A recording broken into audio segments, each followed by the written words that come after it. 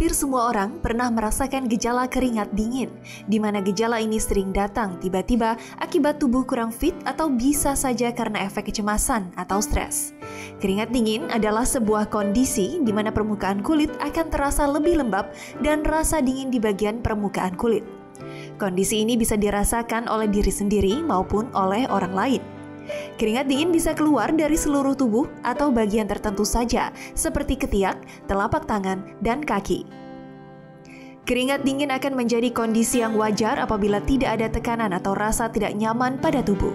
Tapi kondisinya akan berbeda jika seseorang mengalami keringat dingin karena stres, tekanan pikiran, maupun gangguan penyakit lainnya.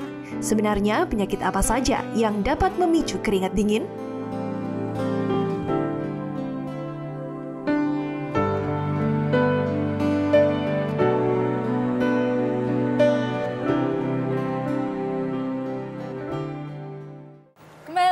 Ayo Hidup Sehat, dan sekarang kita akan membahas mengenai keringat dingin nih ya dok ya. Tadi katanya dokter Haikal kalau ketemu calon mertua dia keringat dingin.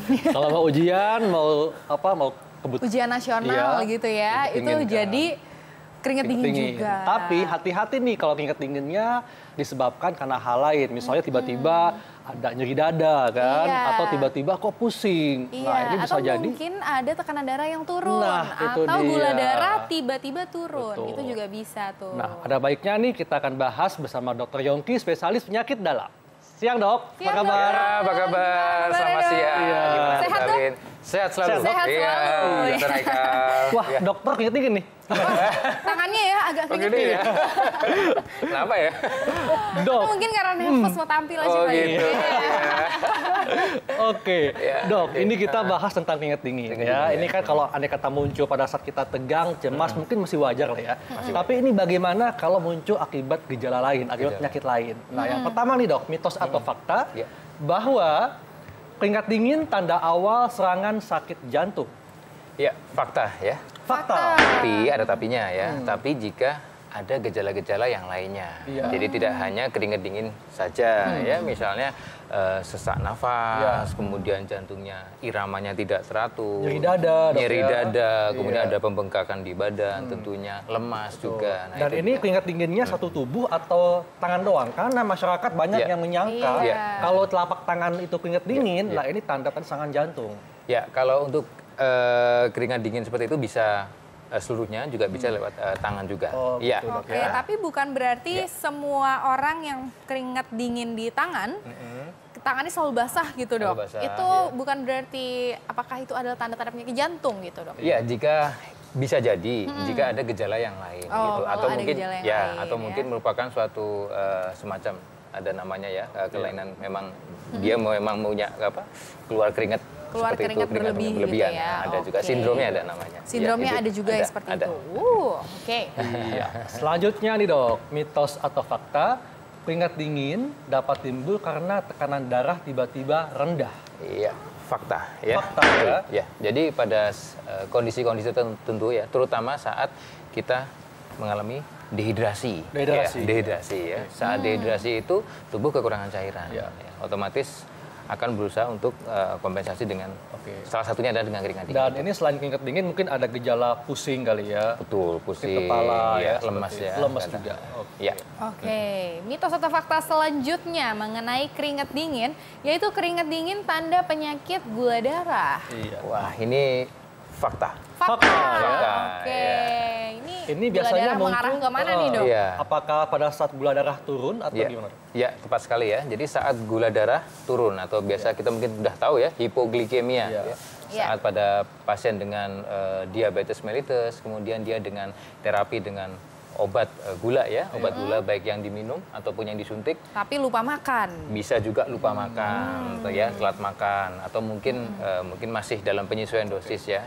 Dia sering mengalami gejala atau bisa mengalami gejala itu ya, hipoglikemi, keringat dingin. Salah satunya tapi itu salah satunya. Semua jenis diabetes dok ya, baik diabetes tipe 1, tipe 2 bisa ya. Betul sekali. Tapi itu pada penyakit diabetes mellitus dengan hipoglikemia atau gula darah rendah itu tidak hanya dia mengalami keringat dingin, tapi ada gejala yang lainnya ya, seperti pandangan kabur, terus tangan seperti kayak tremor ya, itu terus Jadi ada gejala yang lain. Disertai dengan gejala yang lain. Betul, selalu disertai dengan gejala yang lain. Oke, mungkin kalau cuma deg-degan katanya ketemu sama calon mertua, memang itu nggak ada.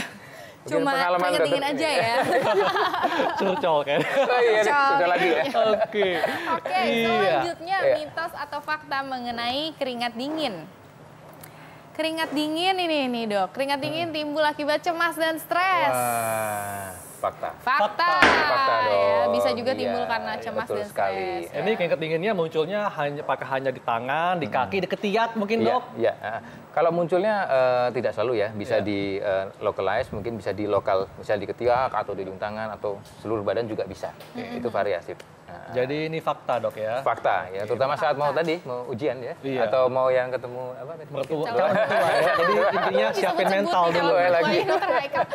Oke, selanjutnya mitos atau fakta bahwa kekurangan oksigen nih dapat memicu keringat dingin. Mitos atau fakta? Fakta ya dok ya. Betul sekali, fakta hipoksia ya. Iya, ini karena tubuh kurang oksigen, sehingga darah pun itu tidak adekuat ya untuk memberikan nutrisi pada tubuh kita ya, gitu. Sehingga timbullah keringat dingin dan tentunya lemas juga dok ya. Tentunya lemas karena keringat dingin itu sebetulnya adalah kompensasi alamiah. Dari tubuh kita jika terjadi temperatur tubuh yang meningkat. Gitu. Jadi memang alamiah tubuh untuk mengeluarkan panas ya. Betul. Untuk mendinginkan. Ya, karena tubuh kita panas ya, mungkin karena penyebab sesuatu ya, bisa penyakit. Apapun itu penyakitnya, macam-macam ya. Bisa infeksi ya. Bisa juga karena obat-obatan atau mungkin yang penggunaan alkohol ya, atau mungkin penyakit-penyakit yang bahkan hipertiroid sering ya, atau keganasan. Waduh, nah ini menopause juga ada, terus obesitas banyak sekali. Banyak sekali nih ya dok ya. Nah ini juga banyak nih dok yang berpendapat bahwa kalau lagi demam, habis itu keringet dingin keluar. Nah itu merasanya udah sembuh gitu. Itu bener nggak sih dok? Ya, itu fakta. Seperti yang saya jelaskan tadi, bahwa ketika tubuh kita mengalami demam atau panas ya, otomatis kemampuan tubuh kita punya kompensasi kan untuk mendinginkan tubuh kita. Akhirnya keluarlah keringat itu dari saraf dia ada namanya kelenjar keringat, keluar dari keringat itu biar adem. Oke, selanjutnya nih dok, mitos atau fakta bahwa shock atau kaget dapat memicu keringat dingin. Ya, kalau itu juga bisa ya. Pada dasarnya kan kalau kita berbicara shock atau mitos atau fakta nih dok? Fakta ya? Fakta ya. Jadi nggak siap mental, tahu-tahu ketemu calon mertua, mantan. Jadi ada Dokter Haikal. Kaget ya dok, itu bisa memicu keringat dingin ya dok ya? Keringat dingin juga ya. Kecemasan ya. Jadi cemas kan, dia kaget, wah ini kenapa nih? Oke, selanjutnya mitos atau fakta bahwa keringat dingin itu muncul karena masuk angin yang sudah kelamaan. Angin nih dok. Ya, kalau untuk istilah masuk angin ya sebetulnya karena tubuh kita biasanya terkena ada sesuatu ya, ada sesuatu penyakit sih biasanya ya. Jadi emang kalau judulnya ada suatu penyakit ya itu bisa fakta. Jadi fakta nih dok bisa ya? Fakta. Tapi kalau dibilang masuk angin sebenarnya kurang ini ya dok ya? Iya, jadi mungkin maksudnya demam ya, atau mungkin gastritis, sakit mah ya. Betul juga, rasanya kayak bersendawa terus ya.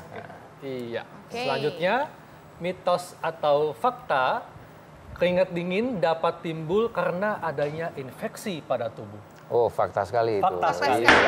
Infeksi itu ada yang infeksi sifatnya dia cepat ataupun infeksi yang lama ya. Infeksi lama seperti penyakit paru-paru ya. Mungkin lazim kita dengar TBC ya. Itu penyakit yang lama. Atau tadi saya sudah sebutkan ada juga kanker atau juga mungkin infeksi yang sangat berat. Nah, itu juga akan menimbulkan gejala tersebut. Tapi tetap tidak hanya keringat dingin saja. Ada gejala lainnya ya. Iya, gejala lainnya pasti ada. Itu yang jadi kunci. Betul. Nah ini tapi perlu digarisbawahi nih dok. Keringat dingin kan biasanya memang kita ya itu tadi normal kalau misalnya kita lagi nervous, lagi cemas, tadi kaget dan sebagainya. Tapi ada juga tadi kan sudah disebut-sebut bahwa keringat dingin itu banyak juga yang merupakan tanda dari gejala awal dari penyakit yang serius. Nah mungkin bisa diinformasikan nih dok pada masyarakat. Gimana caranya kita membedakan apakah ini normal ataupun ini penyakit yang serius? Iya, oke. Jadi cara membedakannya adalah mudah sekali ya. Kalau memang itu hanya keringat dingin saja, ya mungkin itu bisa bukan penyakit yang serius ya. Misalnya mungkin tadi kayak cemas, stres, mau saya keringat dingin nih, mau ujian itu, atau ada ya mau menghadapi suatu mungkin sidang tesis atau apa. Tapi kalau dia ada gejala penyertanya. Ada gejala penyerta seperti mual ya, muntah-muntah terus, kemudian lemas, kemudian sesak nafas, kemudian ya pusing, seperti orang mau pingsan, gemeteran. Nah, itu berarti ada penyakit yang lain. Dan yang paling penting ya pada saat keringat dingin itu yang harus kita waspadai adalah apakah itu kegawatan atau tidak gitu. Jadi ya penting itu dikenali bahwa dia hanya keringat dingin atau ada gejala yang lain. Itu yang penting itu. Nah, dok, selain penyakit, apakah keringat dingin bisa muncul karena konsumsi obat-obatan tertentu? Ini mitos atau fakta, dok? Fakta. Obat seperti apa nih, dok, yang bisa memicu keringat dingin? Ya, salah satunya adalah penggunaan yang berlebihan untuk obat-obat antidepresan. Antidepresan ya? Antidepresi ya. Nah, kita kan tahu depresi ya. Itu salah satunya itu ya. Jadi memang tadi saya sebutkan juga bahwa keringat dingin itu bisa muncul dari berbagai macam penyakit. Juga obat-obatan tentunya. Nah, itu kondisi-kondisi itu yang bisa menimbulkan tadi gejala itu ya. Obat-obatan contohnya itu tadi salah satunya antidepresan, juga ada penggunaan alkohol dan seperti lingkaran nih, dok ya, karena stres bisa menyebabkan keringat dingin. Orang stres nanti lama-lama menjadi depresi, minum obat bisa keringat dingin juga. Kayak semalakama jadinya ya. Iya, cuma tentunya jangan stres-stres ya. Iya, stres ya. Banyak stres jangan jadi depresi. Iya. Selanjutnya nih, dok, mitos atau fakta? Keringat dingin dapat muncul karena adanya gangguan hiperhidrosis atau produksi keringat berlebih. Fakta. Ya. Jadi adanya suatu hiperhidrosis itu ya itu tadi. Ada yang sindrom hiperhidrosis. Ini sebabnya apa, dok? Kenapa bisa terjadi hiperhidrosis? Ya, kalau hiperhidrosis pada dasarnya adalah itu bahasa lain dari keringat berlebihan. Gitu. Jadi kalau yang ada namanya bahasa kedokterannya sini ya, idiopatik atau memang sudah bawaan ya, sindrom idiopatik hiperhidrosis itu memang sudah sejak lahir dan penyebabnya tidak diketahui. Jadi keringatnya berlebih produksinya ya? Itu salah satunya itu. Jadi ini bisa muncul pada sindroma hiperhidrosis? Ya, dibanding yang mungkin ada penyakit yang lainnya tadi yang sudah kita sebutkan itu, sudah saya sebutkan. Nah, kalau seperti ini gimana, dok, cara mengatasinya? Ya, kalau untuk mengatasinya tentunya kita juga harus lihat per kasus ya. Keringat berlebihan ini karena memang dia karena penyebabnya apa? Apakah dia karena cemas? Kalau dia karena cemas karena stres, tentunya harus dengan manajemen stres yang baik ya. Gitu. Kedua, karena memang saya tambahkan juga bahwa keringat dingin itu bisa normal ya. Pada saat kita berolahraga. Olahraga otomatis kita mengeluarkan keringat. Atau cuaca yang sangat terik ya, sangat panas sekali itu akan mengeluarkan. Nah, kembali tadi tetap tipsnya adalah kita harus tahu penyebabnya dulu. Apa dulu? Apakah dia cemas? Apakah karena stres saja? Ataukah karena penyakit tertentu? Nah, itu juga. Apakah mungkin dia mungkin ruangan terlalu panas dan lain-lain harus. Nah, ini ada lagi nih, dok. Setiap orang kan pasti pada akhirnya ini akan menjadi menopause dan andropause. Nah, ini mitos atau fakta nih, dok, bahwa menopause atau andropause dapat memicu keringat dingin. Fakta ya. Jadi pada saat terutama menjelang menopause ya, dan saat menopause pada awal-awal itu pada seorang wanita itu akan terjadi fluktuatif dari hormon estrogen itu sendiri ya, sehingga akibatnya hormon itu terjadi fluktuatif sehingga metabolisme juga akan terjadi peningkatan yang naik turun. Otomatis efek salah satunya adalah keringat dingin itu. Jadi itu fakta ya, salah satu gejala kembali. Itu menopause. Kalau andropause? Andropause sama ya, dok ya? Sama. Jadi bagi wanita yang sudah mendekati usia 50 tahun, mungkin kalau tiba-tiba sering mengalami keringat dingin, mungkin ini pertanda Anda menjelang masuk masa menopause ya. Seperti itu. Iya. Selanjutnya nih, dok, tips bagaimana untuk mengetahui bahwa ini keringat dingin akibat hal yang biasa atau akibat karena penyakit yang lebih serius. Tipsnya adalah harus dikenali dulu bahwa keringat dingin itu merupakan satu gejala saja atau gejala utama atau hanya keringat dingin atau ada gejala yang lain. Saya kira tipsnya itu saja. Kalau gejala yang lain, sudah saya sebutkan tadi, ada gejala-gejala sesak nafas, mungkin badannya bengkak, penurunan berat badan, ya, penurunan nafsu makan, lemas dan lain-lain. Kalau hanya keringat dingin mungkin ya boleh, kalau memang sudah cukup lama bisa dikonsultasikan ke dokter. Iya, baik Dok, terima kasih untuk penjelasannya, sangat bermanfaat. Dan setelah ini ada apa Dr. Alin? Ya, setelah ini bakal ada cara sehat nih. Cara sehatnya sangat menarik. Jangan kemana-mana, tetap di acara Ayo Hidup Sehat.